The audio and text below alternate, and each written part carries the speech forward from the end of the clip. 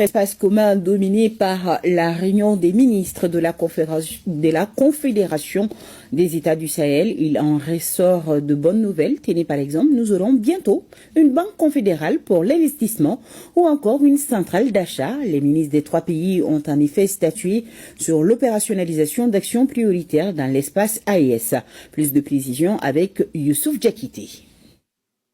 Cette réunion des ministres de la Confédération des États du Sahel vise à concrétiser les actions prioritaires contenues dans la feuille de route adoptée par les chefs d'État de la Confédération en juin 2024 à Niamey, notamment les actions relatives au pilier développement.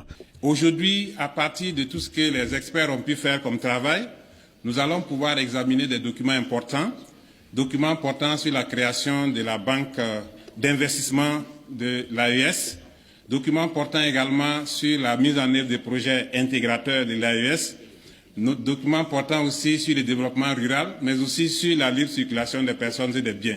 La concrétisation de ces projets ambitieux témoigne de la volonté des États membres de l'AES en faveur d'un développement socio-économique et de faire face aux enjeux régionaux.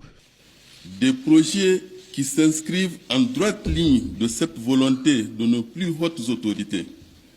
Les assises de Bamako sont donc un pas décisif dans la marche inexorable pour rendre effective la mise en place de notre confédération.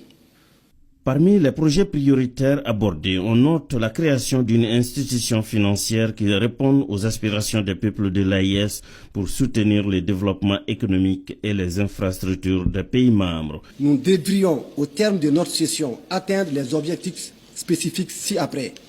Valider la feuille de route concernant l'opérationnalisation de la Banque régionale d'investissement, proposer le projet de texte relatif au prélèvement confédéral AES, proposer les instruments juridiques concernant la libre circulation des personnes et des biens dans l'espace AES, valider les projets intégrateurs à retenir dans le cadre du renforcement des infrastructures énergétiques et de transport, proposer la feuille de route concernant l'opérationnalisation d'une centrale d'achat, valider un dispositif de suivi-évaluation des activités retenues et enfin formuler des recommandations visant à assurer une mise en œuvre efficace et diligente des actions prioritaires.